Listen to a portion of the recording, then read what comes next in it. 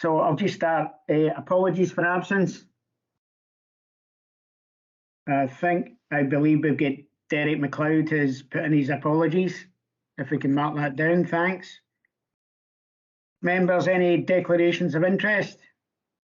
Item 2? No.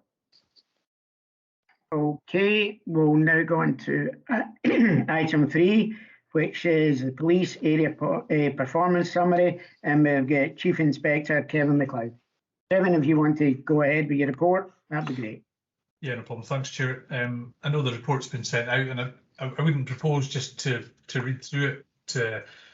Probably more to take the opportunity to open it up to yourselves for any questions. But I will start again, as I did last time, with a bit of an apology, and in that it is a bit more weighted towards the sort of Dingwall end and up into Rochester end, as opposed to over to the Lochalsh side. So I'll take that forward again, and probably for the next meeting, what I'll look at doing is getting a representative from Skye into the meeting as well as ourselves, and just to get a bit more influence for the members covering in that area, if that's okay with everybody. So no, yeah, that's great, Kevin. Thanks. Yeah, I'll certainly take that as a way an action for myself, just to get that representation. Just briefly touching on the report, you know, I think for us, I'll just, before I go into that, so I'm in post on an interim basis just now. Jamie Wilson, who was the Chief Inspector, has moved to another post and is due to be replaced by Scott MacDonald as Area Commander here. So Scott's currently off sick and we're not sure when he's coming back. So I'm here on an interim basis. I could be here for a week or a year or so, but we'll keep you updated on any changes around that. I think for us it's been a fairly reasonable period, and in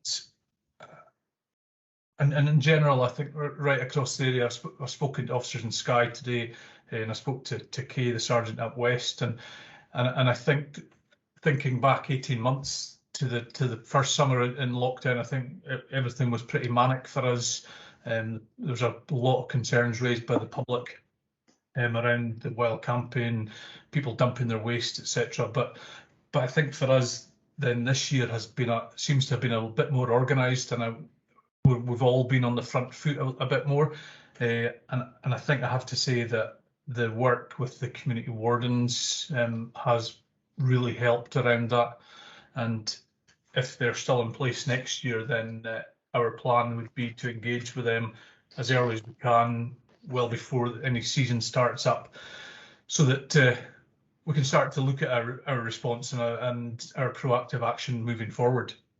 So other than that, our priorities remain the same, and probably linking with what your views are yourself, I would hope. And one of the main ones for us in and around your own areas is around road safety, and the increased traffic throughout the summer, and people heading to Skye or people heading up around the North Coast 500, then we get really good support from the national units within roads policing, etc. So that is certainly appreciated, and it seems to be having a bit of an impact. I don't know if any of the members get any comments around that, but in general, I think for us, it's been a reasonable year given restrictions and challenges. This few weeks has been really difficult with COP26 going on, which has delayed actually the development of a new report, which the format will commit to yourselves. So I don't know if it's maybe easier just opening it up for any questions or concerns from yourselves. Yeah, sure, that's great. Alex, any questions?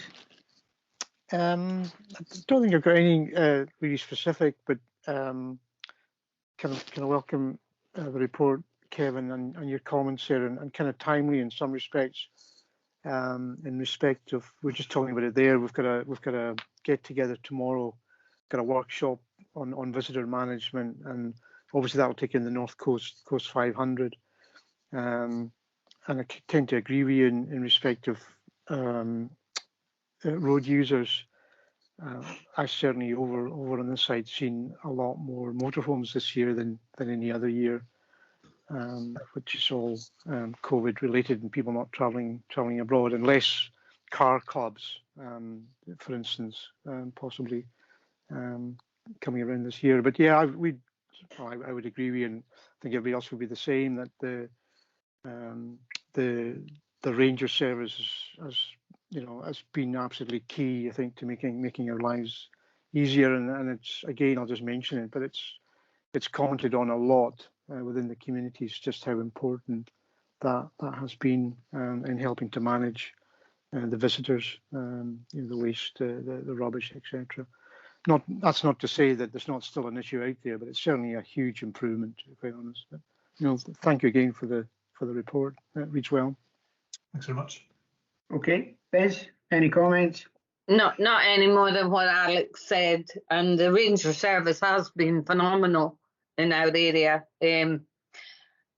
Hopefully, they're supposed to be reduced from 17 to 10 next year, but if our bid for the tourism bid goes forward and it's successful, which we were told at one meeting it was going well, that we will be able to retain them all. So, cross fingers.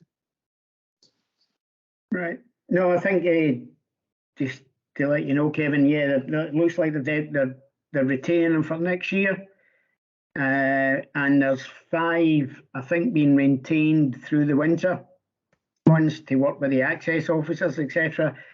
So I think that will give you a flying start, for next summer. Well, you know what I mean, for next season, I should say, for the tourist season. So they will be there, according to what we've been told anyway, that they're definitely re-employing them. Okay, so that'll be good. The only comment I've got is the only thing I really get regarding police is in the area is speeding.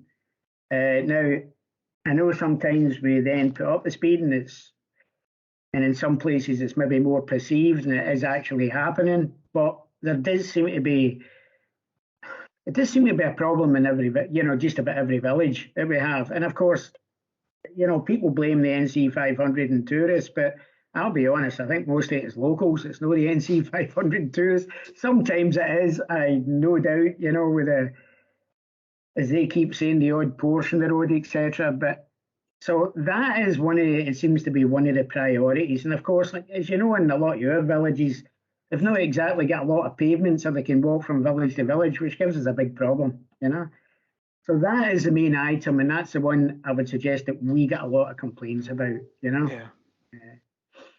Yeah, I was just actually doing a response to an MSP there just now around that within one of the villages, probably within your own wards. So yeah, absolutely, and it's something that we will try and target. We'll speak to Donnie McKinnon, the inspector in road policing, and look at their plans moving forward. But I appreciate, as you say, Chair, it's easy to blame the tourists, but I think when we go to some of these areas, most of the postcodes of those that are caught are local, so it's trying to get that message across to them as well.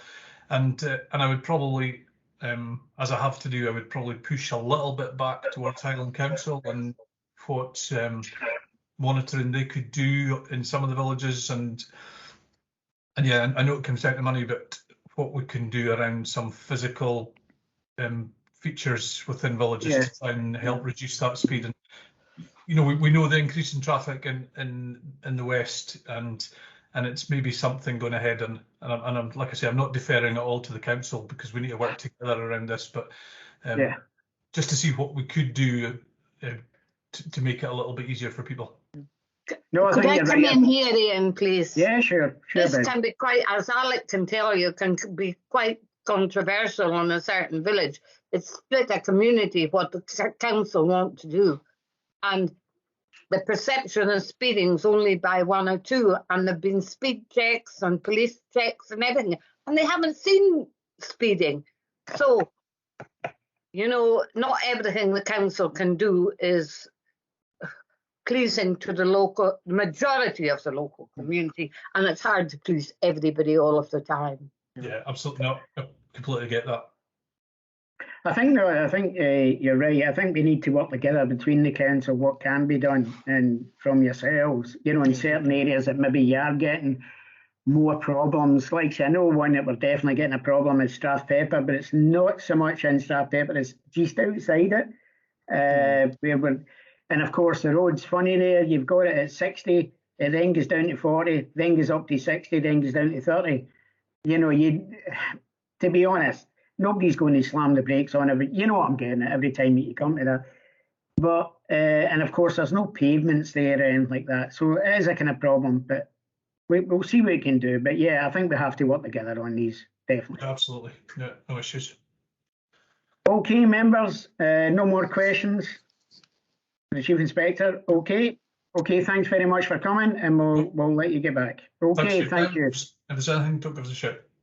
Cheers. Okay, thanks. Thank you. Thank you. Bye. Okay, members, we're now on item 4, and it's Housing Performance Report, and we should have Rory here, Mccloud. Thank you, Rory, Chair. well done. Thank you, Chair. Thank you, members. I present to you the Housing Performance Report for Q2 2021-22. I won't go through the report in exhaustive detail. I'll just point out a couple of points in it. In terms of repairs performance, we've maintained our priority on emergency repairs, and we're performing well within the target of 14 hours. Non-emergency repairs are still high and out with performance targets. We've gone through the reasons for that previously in previous reports. It is a hangover of COVID where we've had to prioritise works, and there's ongoing issues around availability of materials and trades and things like that. And so that will be an issue throughout the 21-22 year as it was the previous year. The arrears performance, you'll note we've had a jump in rent arrears. It's not out with our normal amounts of rent arrears that we experience, and it is consistent with the previous year. But the team is very focused on working with tenants supportively and using the best efforts of our partners as well through CAB and income maximisation and partners as well. The homeless report is the homeless presentations have gone up. That's the figure for across all of the Ross and Cromarty wards. We're not able to disaggregate that ward by ward in Ross and Cromarty, but we have experienced an increase in presentations. That's partly a function of things opening up, so there's more movement of people. And again, it's not out with what we would normally have experienced in previous years. So with that, if anyone's got any questions, I'm happy to take them now. Okay. Any questions, Biz? No. Yep. Okay, Alex. I think I've probably got one, taking on board the report. Rory, thanks for it again. The emergency repairs, yeah, and the non-emergency repairs. And yeah, I was picking up on the obviously on the rent arrears, but and taking on board the 2021-22 benchmark. But is that an increasing scale if you take it back another year or another couple of years? Is it an increasing trend? Do you mean the rent arrears? Yeah, sorry. Yeah. We did experience increases in rent arrears over the previous few years. There's a number of reasons for it. One is, one was the impact of universal credit, but we've largely dealt with the legacy issues around that through the work that the policy team's done with the Department of Work and Pensions. We've improved payment schedules and things like that. So there's been a lot of work to work through the legacy of that. Okay. Then there's also the increase in stock. We've built new houses, which has meant we've done a number of over the previous years, we've done more allocations, and often there's a bit of a lag in people's benefits when they're allocated a new home, or when they first move into social housing, into council housing. So there's bits and pieces like that that add up to that. I think, and I could take, and I could come back with some information around what that means for the proportion of rent arrears compared to the amount of arrears due, if that provides you with some more meaningful information around that. That'd be great, thank you. Yeah.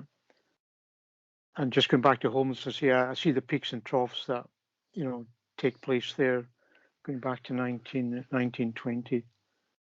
But it's always a concern to see these homelessness figures.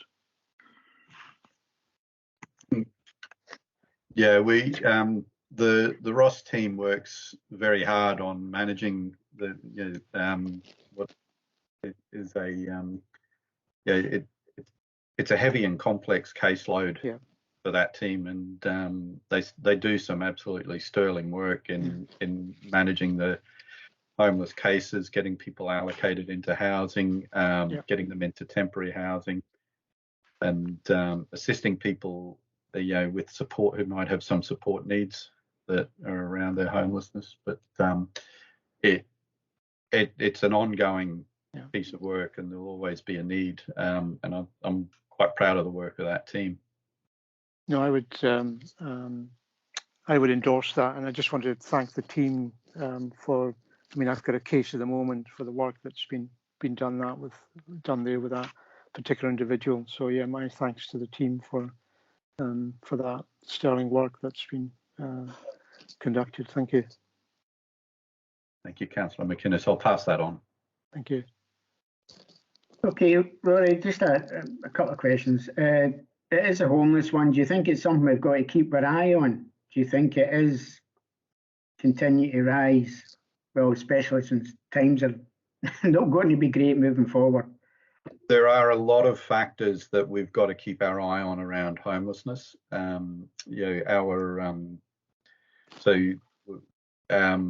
got a statutory duty around homelessness, but we've also got a moral duty, I think, to assist people who are in dire circumstances.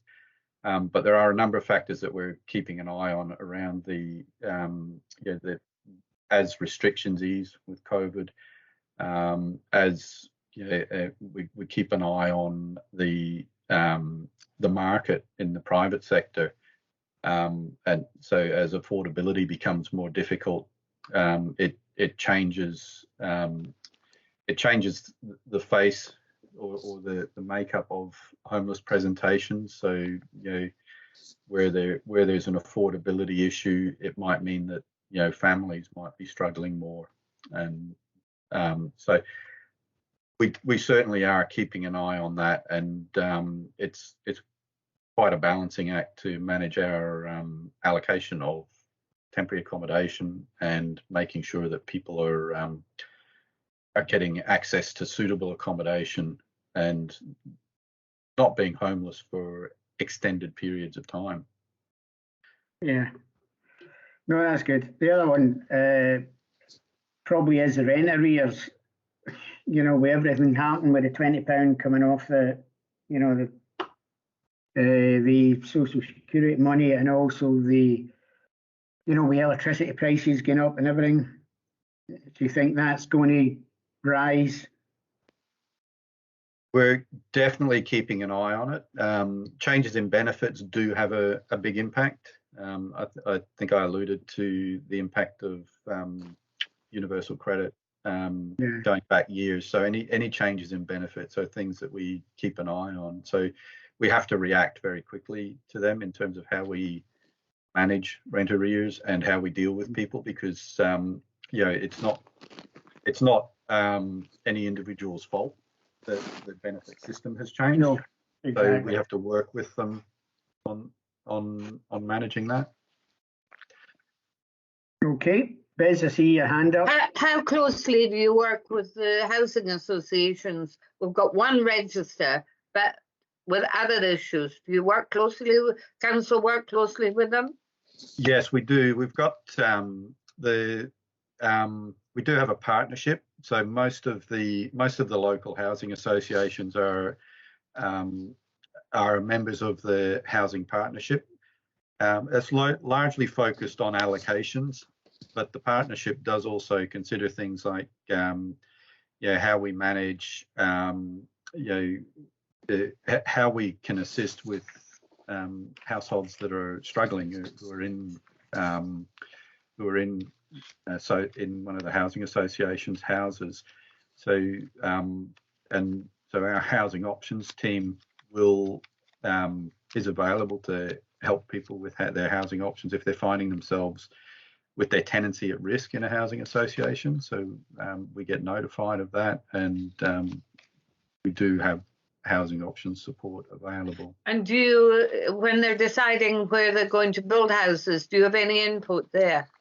Yes, the development team, when they've identified a site, which I think is the trickiest part of the development, they will ask for our input in terms of social housing demand. So we look at our register, and there's a couple of things we look at. What is the overall demand for different types of housing? So it might be depend on the number of bedrooms, and also is there a specific need for accessible housing, for example. So will our local teams have an influence on that? Whether they can deliver that is often very dependent on the constraints of any individual site, but we are involved with the development team. In North Highland, I've got 2 staff that work across housing developments and work very closely with development officers on each individual new development site. Okay, thank you.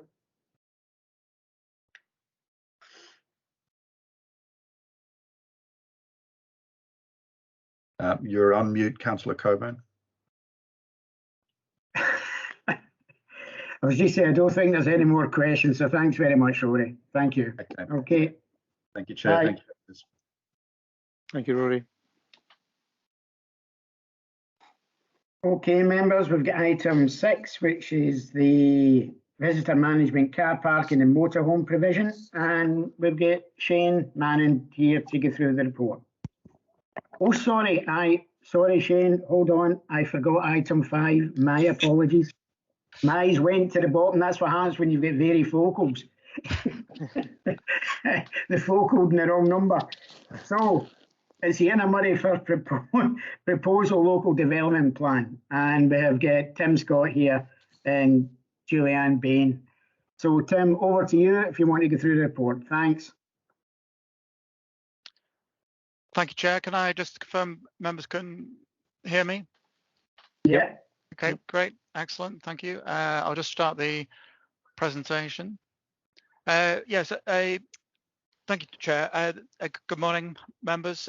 This item seeks your approval of the local detail of the new Inner Murray Firth plan as it affects your ward. I'm joined as well today by Julianne Bain, who will take you through the detail of your ward soon. But first, if I can just explain where we are in the plan process at the moment.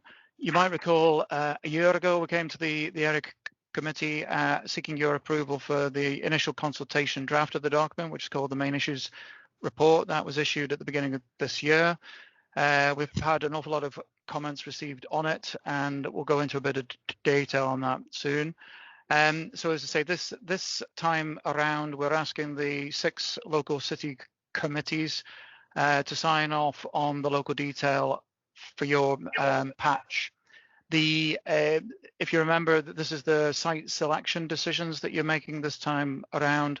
There's other content of what's called the proposed plan, and it falls to the headquarters committee, E&I, which meets on the 2nd of December to decide upon that. However, you'll see from the papers and the recommendations that we're seeking each local city committee's views on these plan-wide issues. So as I say, feel free to offer any views that you wish on that issue as well.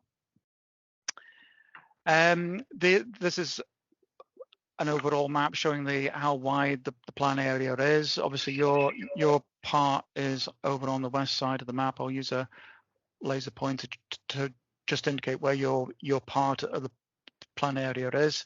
And within that, you can maybe make out from that map there's one main settlement and three what we're calling growing settlements within your patch. There's also the issue of the hinterland boundary, the housing in the countryside hinterland boundary, which is this red area. You may recall a year ago you asked us to consider an amendment to that boundary, and I'll go into a bit of detail on what you asked for the last time around. Sorry, this just to confirm. I've tried to highlight there the various. Also, that's a list of the main settlements and the growing settlements within the plan area, and highlighted in yellow are those settlements that fall within your ward boundary. Very briefly on the consultation, as I say, we issued the main issues report for consultation at the beginning of the year. We have had, overall for the plan area as a whole, we've had over 1,400 comments, which is the most we've ever had on any draft of any local development plan in Highland. Obviously, it was an online only consultation, but we did phone around people to prompt views, certainly from community groups. There were paper option, a paper copy options available for people, for those who weren't online, and we sent out paper copy forms as well for people to put in those views in that way. Strathpeffer community groups won a Teams call, and we have quite a detailed chat with them, and that, if you've had a look at the detail of the comments received in Appendix 1, you'll see that quite a few comments came in relation to that part of your ward. The report before you, the covering report in section 7, asks you to sign off as well, please, on the type of consultation that we do this time around.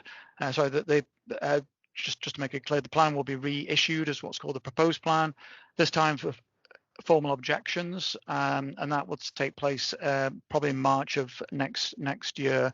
We're proposing an 8-week period for consultation, and using the same mainly online methods of reaching out to people. At this stage of the plan, we neighbour notify every person who lives next door to any site that's zoned within the new plan as well. So as I say, no one can claim that they weren't aware of what the plan says. We will consider face-to-face events if we're allowed to, but under government advice at that time. Just Appendix 2, I'm not sure if you've had an opportunity to read the detail of all of the papers in front of you, members, but just to clarify what is before you.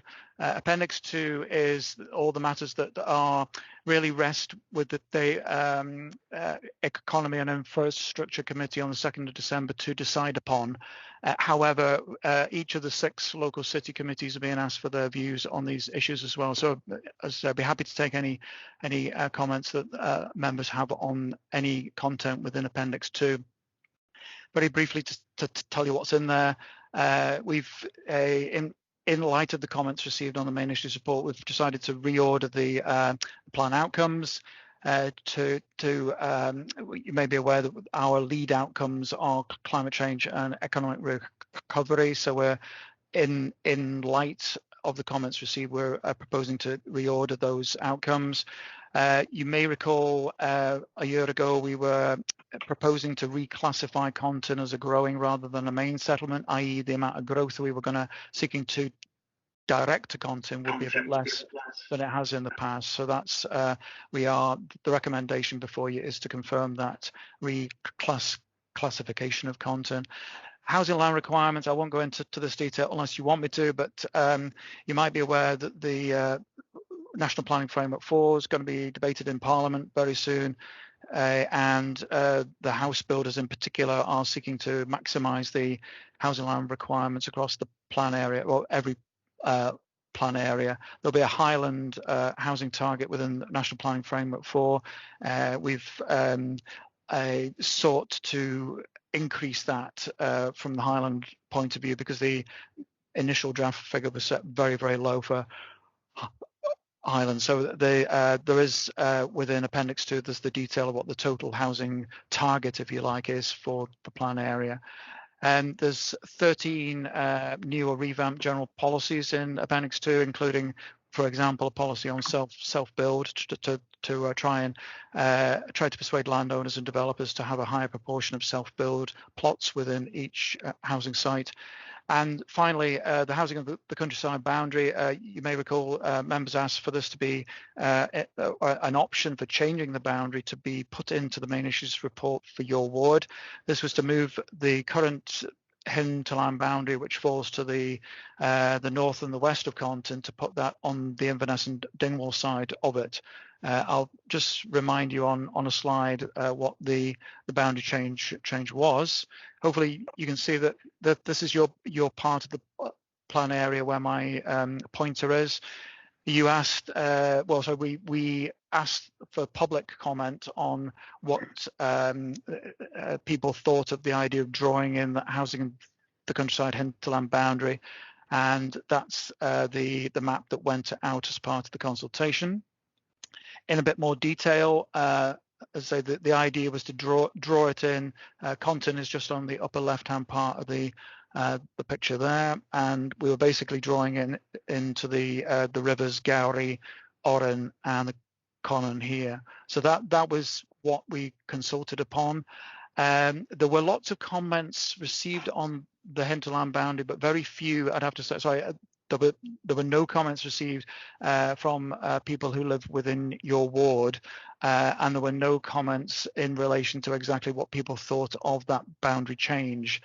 So, as I say, there aren't any firm opinions or any opinions offered on that issue. So I'm in HQ at the moment, and there's a fire alarm going off, but I think it's a test.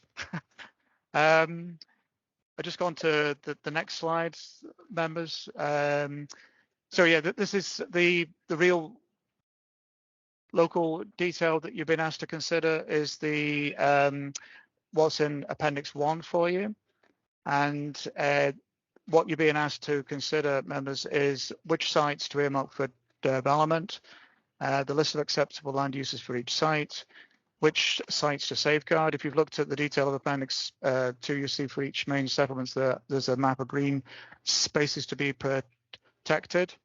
There's housing capacity figures for each of the major sites, and there's what's called placemaking priorities as well. So these are if any planning application is received, then if it's not zoned for development on one of the maps, then it's these placemaking priorities that will be the factors that are taken into account in trying to judge one of those planning applications. So that's all I have to say on that, Chair. I'll now hand over to Julianne Bain, who will take you through the detail for your ward. Thanks, Tim. Morning, members. As Tim has already alluded to, within your ward, there is one main settlement of Strathpeffer and 3 growing settlements in Garve, Conton and Maryborough. If we look at Strathpeffer first, which is on the screen at the moment, we received a large number of comments from a variety of people regarding Strathpeffer. I have to say, particularly in regard to land that was suggested at Canellan. SPO1 is where the houses are currently being built. We're proposing that that will not be shown as an allocation, purely because by the time the proposed plan is published early next year, that site will hopefully have been completed and all of the houses handed over. So it will remain within the SDA, within the settlement boundary, but it won't be shown as an allocation any longer. SPO2, which is the land to the west of it, attracted a lot of comments. There were mostly people objecting to it, primarily on potential impacts on biodiversity, landscape, and potential impact on village character.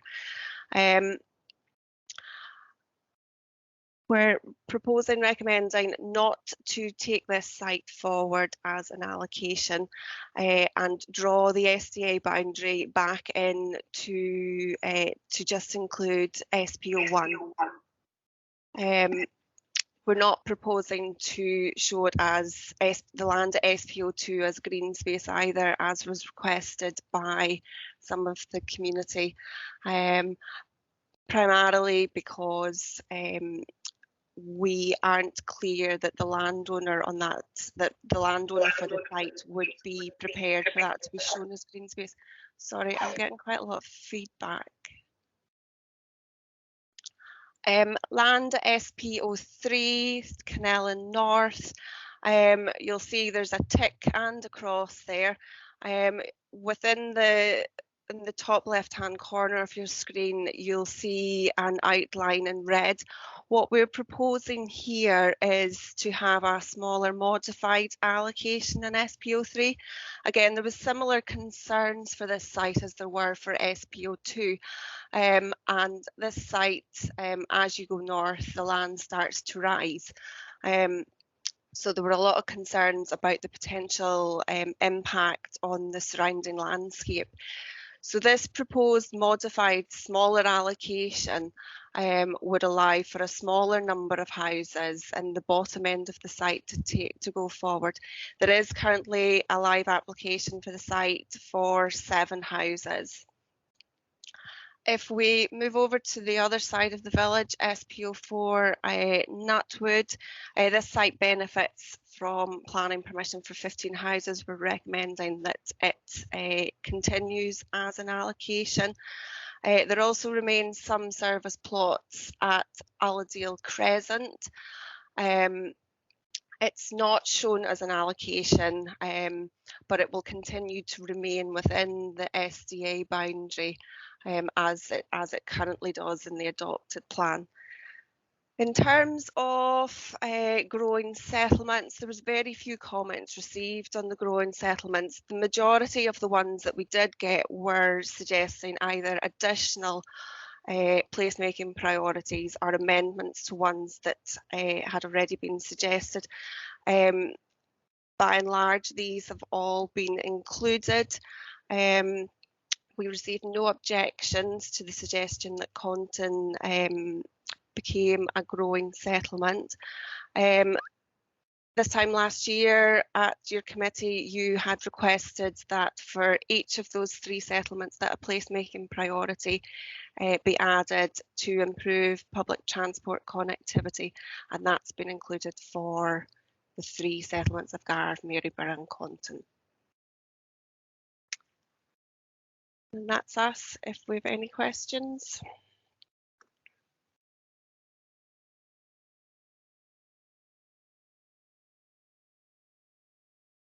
You're on mute, Chair.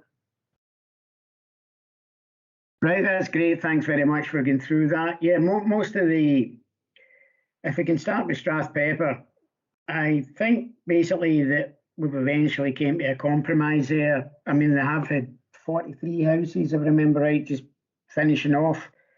So probably having SP2 not allocated at this time, but the 7 houses in SP3, the small part of SP3 where it's red dotted is no problem. And of course, the Nutwood one's ready a planning application that's been in and sitting there. So I have no problem with going forward and what you've got there. Same as Conton, Marybank and Garve is just leaving them as growing settlements. No problem at all with that. So I don't see any problems in what you've done at this present time. I think the way you've done it online, as you probably know, we have had a lot of replies back, which is good. Although some of the comments is it's probably not so good. But anyway, no, it's the best way to do it, I think. Between that, bringing that in, it's, as you said, it's the most comments you've ever had in a plan. So no, I don't see any problems with the ones we've got there at the east end of their ward, which I do cover myself. So I have no problem. Alex, any comments yourself? No, I don't really have any comments either, Ian. I mean, I've kind of left it to yourself. You're much closer to it. And any questions I did have, potentially, they've been answered in the presentation. Thank you very much for that. It's very clear. And that was just on the timelines and hinterland boundary and the kind of planning applications. So no, I'm quite happy with what's been presented. Yeah, thanks very much. No, good. Yeah, and just before I forget, Tim, thanks, and Julie, thanks for the replies that you were giving people by text message and email, because I know I know some of them looked a bit heated, but I can, because as I say, I got most of them when I was in Strathpeffer, and some of them where they were coming from and some where they weren't. So that's great. Biz, any comments? No, I just endorse what you say. Maybe this is the best way to do it online from now on. You get more replies. Well, I get more replies. It does help. I mean, doing it both ways, because everybody probably can't go online. But I think it has shown it, that people will react online. At least you're getting comments. No, that's good. So thank you very much for all the work you've done, because I know it's not an easy job getting through all that, but that's great. I'll go through the points that we've got here. Point 1, which is note the issues raised by respondents to the consultation local city committee, as in Appendix 1, which we've done, so we've no problem. We've noted the issues raised by the respondents to the consultation, strategic matters, and officer recommended responses, both as detailed in Appendix 2. So I think we've noted that. Item number 3, no additional support and documentation will come to the publication of proposed plan, including those outlined in Section 3. We've noted. Item 4, note that minor presentation will typically involve another factual updates and changes were made by officers. No problem with that. 5, in line with the government guidance to agree to publicise Innermurray Firth proposal, local development plan to be treated as a material planning consideration in making planning decisions, providing advice. No problem. And we do, as far as I'm concerned, agree the approach to the consultation outlined in Section 7 in this report. So members, have we all agreed in the points and noted the rest? Agreed. Yep. Agreed. Okay. So that's an easy one for you. Thank you, thanks, members. Tim, and thanks, Julie, for coming. Okay, thank you very much. Well done with that. Catch you later. Well done. Okay, members, we've got item 6, and it is this time, it is item 6. Shane, you want to give us your report? Good morning, members. Thanks very much for the opportunity to speak to you today. I'm bringing to you a paper which, as a result of this year and planning for the years ahead, post-COVID and the very large increase in the staycation phenomenon.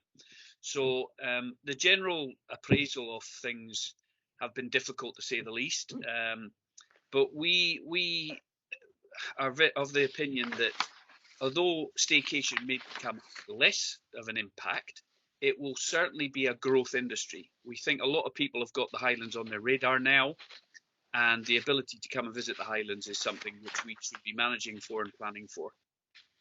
So the paper refers to the Tourism Committee and discussions which were had through that forum to try and plan for the future and generate funds which we can reinvest in the infrastructure that our visitors are using and our communities are using. So we're bringing to you a paper which is to roll out invitation to pay at some suggested locations in Wester Ross. We've already implemented the same scheme in Nairn, and we've done it in one car park at Inverness, and the Caithness Committee approved about 7 car parks yesterday with exactly the same format of paper. So Wester Ross members, it's your turn. So we have identified some locations where we think we can benefit from managing the visitors more appropriately, where we can generate income purely on an invitation to pay basis. So there will be absolutely categorically no enforcement of pay and display at these locations. And to give you some comfort, the sites in Inverness and Nairn are generating on, reasonably considerable sums of money. So Nairn, for example, has generated across 3 car parks in excess of £25,000 for July, August, September and October. And this is on the basis that there's a sign in the car park that says you're invited to pay, and your payment will be used to invest in local infrastructure and support leisure activities. So it's clear on the signage that this is not enforceable. That it doesn't actually voluntary. It says invitation to pay. We standardised the message so that we give out the same message across all the sites. I do have an example if members wish to see that. So the sites that we've identified are Ullapool Latheron Car Park, the Latheron Lane Car Park, Little Groonyard Bay. There's a car park there which is heavily used by visitors, both on street and in the car park. Gairloch Harbour Car Park, Untitled Lochalsh, the upper car park, the raised area where next to the toilets. And also I've identified Plockton Village Car Park. So members may or may not will be aware that I've had lengthy discussions with the community, and I'm going through a consultation with them just now on a wider traffic management scheme for Plockton, and that's where this has come from.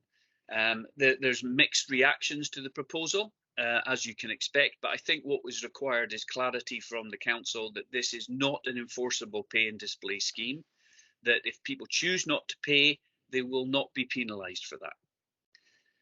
What is found across Scotland by experience of both Forestry Land, the old Forestry Commission and Forestry Land Scotland, is that they've been running a similar type scheme for many years, and they've generated between compliance of 60 to 80% on a voluntary invitation to pay basis.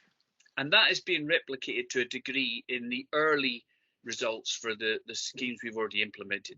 They're up in, certainly Nairn is up in the high 50% mark that people are choosing to pay, especially visitors, obviously.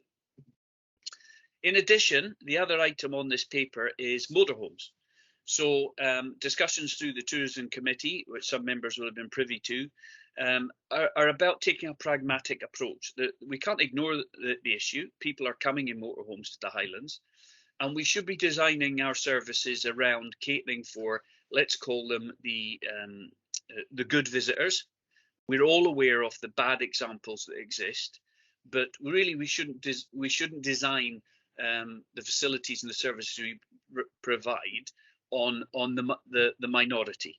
We should be looking at helping deal with the majority that visit, and then deal with the minority through enforcement. And I believe you touched on such things with Police Scotland earlier today. So we've identified 3 sites at the moment where we think we can cater for motorhome parking. And we're only talking about parking here. We're not talking about setting up campsites. We're not talking about setting up airs. These are locations where currently motorhomes are prohibited as vehicles from being in these locations overnight. And that's defined as 10 p.m. till 8 a.m. So we've suggested that in Latheron Lane Car Park, they are permitted to stay for up to 24 hours. And at Little Groonyard Beach Car Park, in the identified locations, they're permitted to stay up to 24 hours, and they will pay a fee for that. There will be strict conditions placed on them by signage, which will say all activities must be contained within their vehicle within the car park. So this does not mean they can set up an awning, deck chairs, barbecues, etc. All we are dealing with here is an operational parking issue. We're not dealing with camping or other activities. If those things are witnessed, they will be dealt with appropriately through enforcement. There's a third location here which doesn't directly relate to a car park, but it's been identified that there is a demand in Plockton. Lots of motorhomes going to visit, and it does not have the infrastructure for cater for these larger vehicles, especially down Cooper Street and down the harbour.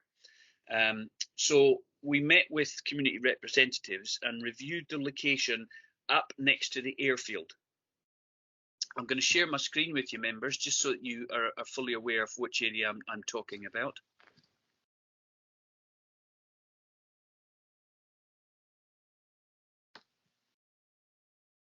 Bear with me 2 seconds. I'll just share this.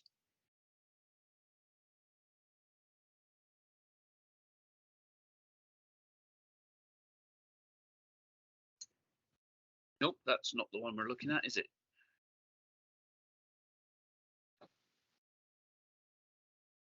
Apologies, the technology's letting me down.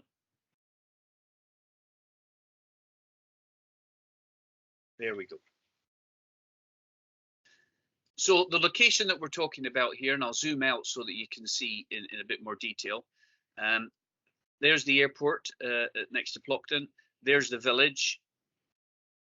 And there's the car park on the right hand of the screen. I'll zoom in for you there. So up near the airfield, what's called Coral Beach area, you'll be fully aware that there's a lot of people come up here to visit the Coral Beach, and they park in an area of land which it's actually part of the public road. It's not a car park, and it's been widened out by use over the years. This is the Google Maps view is slightly older, but it gives you a perspective, members. So as you come round the corner here, you have an area of land which is that static caravan is no longer there. So this area of scrub here is within the control of the Roads Authority and the area on the right. So what I'm proposing is seeking funds to tidy this area up, to formalise the grass area and get rid of all this scrub, and to create formal parking bays so that it's not an irregular activity. And that way we can try and keep the field access clear. There's a field access in here. And we would actually regulate these bays and allow both visitors to the Coral Beach who park here and walk down to the beach. But also, if I zoom out, yes, so it would formalise this area and give it control, which it doesn't have at the moment. So that's the issue which I'm talking about when I talk about the airport parking. I hope that's clear, members. So back to the paper. The 5 sites that we're proposing invitation to pay are listed in the paper, and the 3 locations where we're looking to allow motorhomes to stay, which they currently are prevented to do so. That's it from me, members. I just welcome any questions and clarification you seek.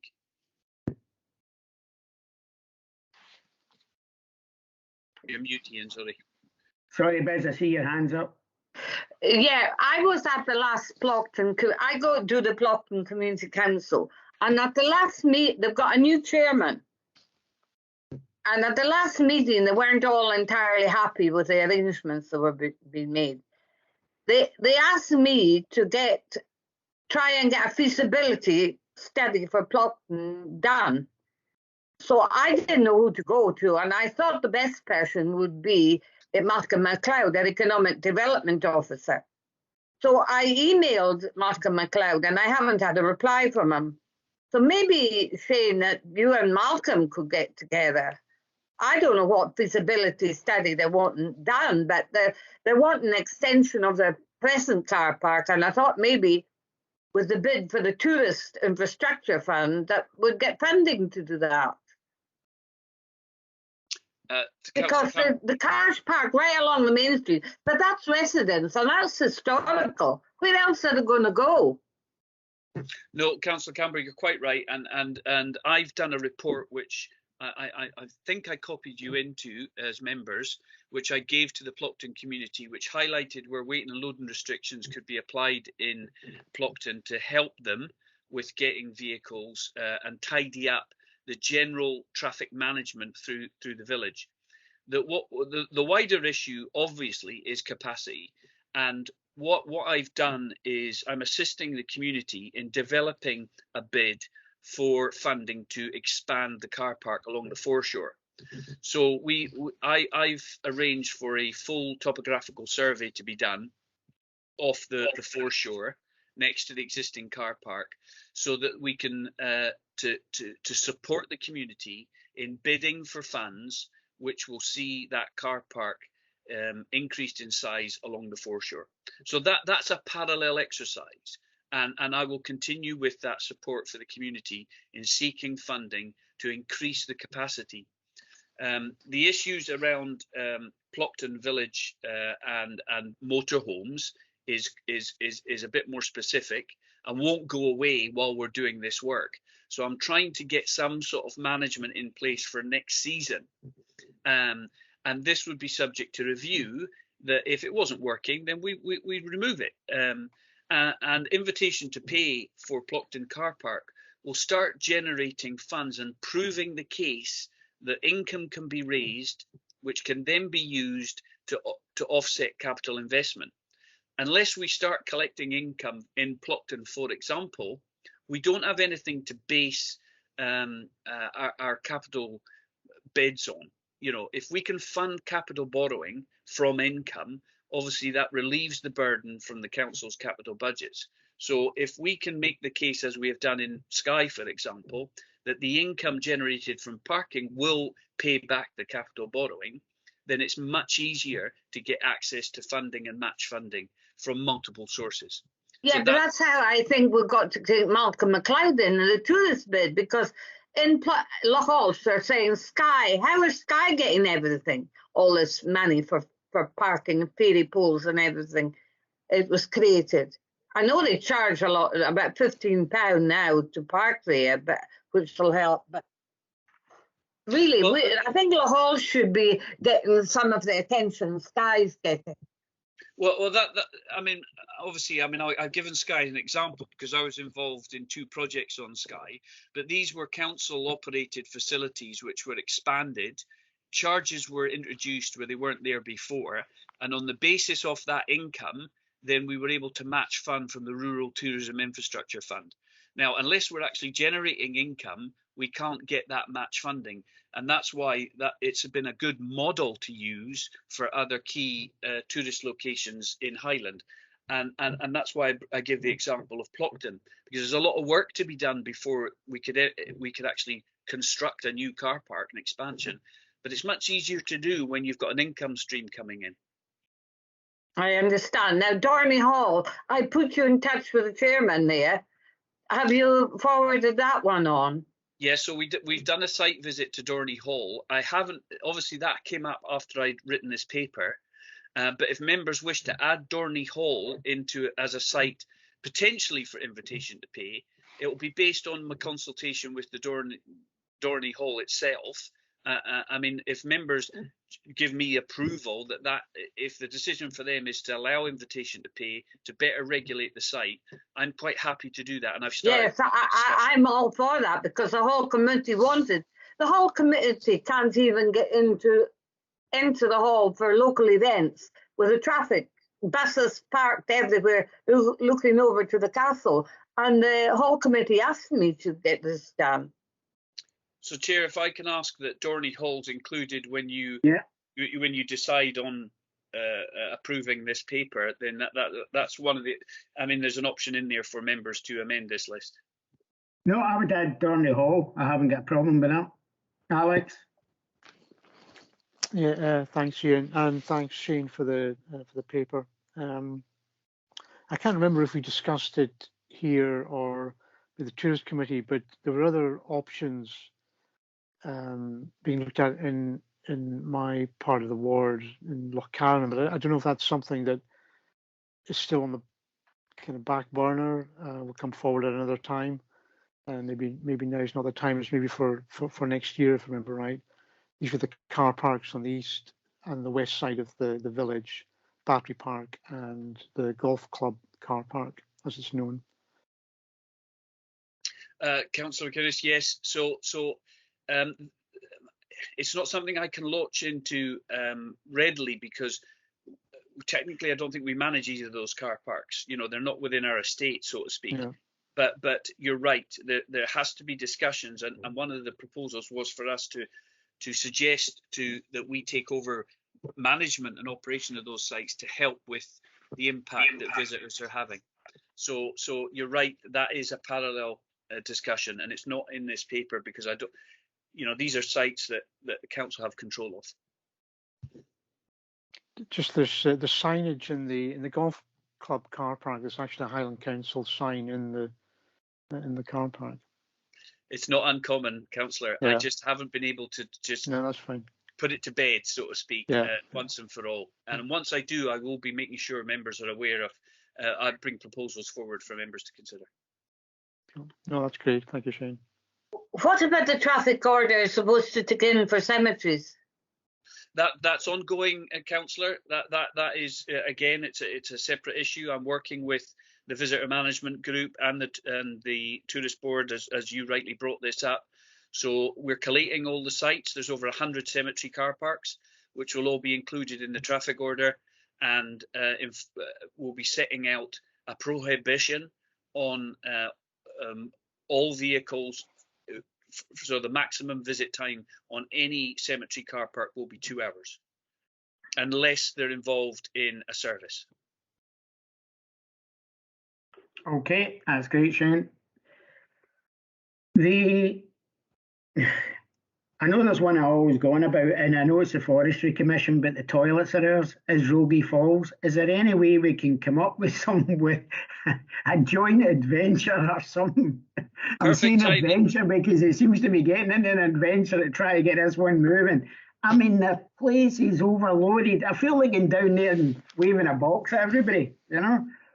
I've got an email in my inbox from last week. I've been working with the forestry management to move this forward, and we've received we've received a request from them for us to take over operation of the site and put in invitation to pay.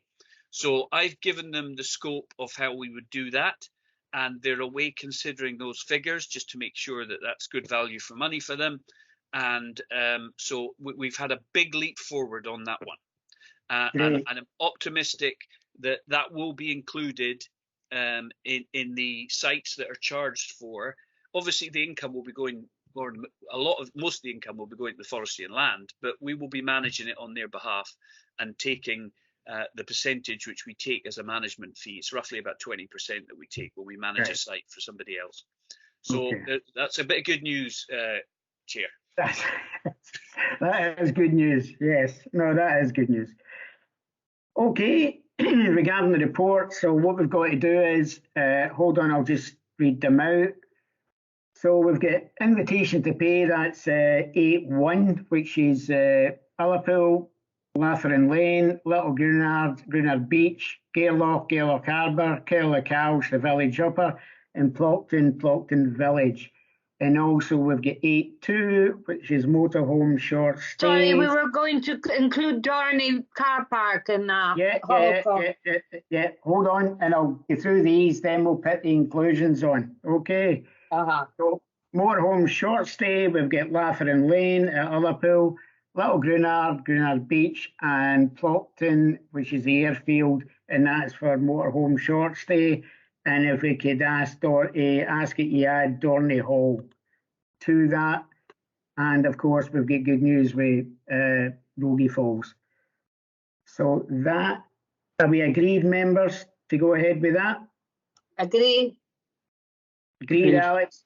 Agreed, yeah. Okay, that's great, Shane. We agree with the paper then, and just if we can take it forward and start getting some money in. Thank you, Chair. And then just for clarification, Dorney Hall's added to item 8.1, not 8.2. Correct. Thank you very much, members. That's great. Thanks very much. Okay, thank you, Shane. Thank you, Shane. Yeah, bye. Okay, members, we'll move on to the next item, which is item 7, which is Skye and Lochalsh Access Forum appointments, and it's Mark Crowe, I believe, it's taking us through this. It is, Chair. Thank you very much. Okay, on you go. I'm not going to read through the whole report, but just in summary, you may be aware local access forums were created in Highland in 2005, and that was part of our duty as Access Authority following the Land Reform Act. The Local Access Forum exists to advise the Council on access issues, and it's there to provide assistance in resolving disputes over access rights, delineation of routes, and helping taking on new core paths for adoption by the Council. The membership of the forum consists of 10 members of the public, 3 of whom represent land management, 3 represent community groups, 3 represent access users, and 1 represents a local disability access panel. And on top of that, there are 2 representatives from local members, of which most recently Councillor Campbell is the representative. So we had 4 vacancies out of this, and we were seeking to replace those 4 vacancies. So there's an advert placed in the West Highland Free Press on the 17th of October, and we received 4 applications, and those applications are Cheryl McIntyre, who is seeking to represent land managers. She's a member, she's on the, I think she's the clerk actually for North Talisker Grazings Committee, and she's a director on the Scottish Crofton Federation. Angus Murray, who is representing community groups. He's a project officer with Staff and Community Trust. Matt Harrison, who runs his business ACE, which was ACE Target Sports, now ACE Academy.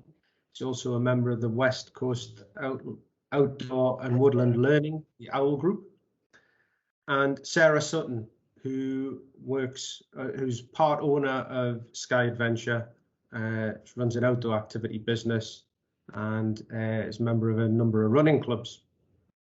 So they will join the existing forum, which we have Ali McCaskill from John Muir Trust, Willie Fraser, who's with National Trust for Scotland's Kintail Estate, Rob Ware from Slate Community Council, Alistair Danta, who represents equine user groups, Nick Bullivant, who's Mountaineering Scotland, and Jim Towers, who's from the Skye and Lochalsh Access Panel.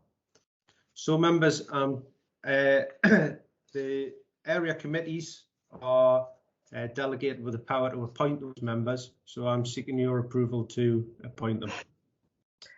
Okay, I'll let Biz speak in this one, seeing it's the Skye and Lochalsh, because I'm in the access panel for the one at the east end of the ward. So, Biz, yes, I would have no problem in approving those people.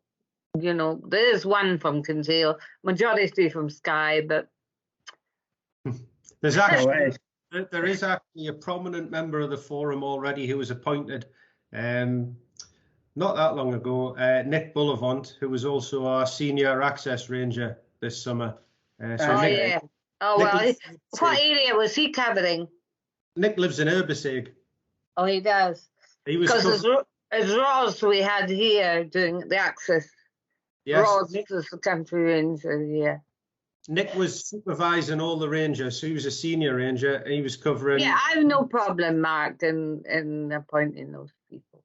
Thank you very much, Councillor Campbell. Okay. No problem, Mark. And we'll approve that. Okay, Alex?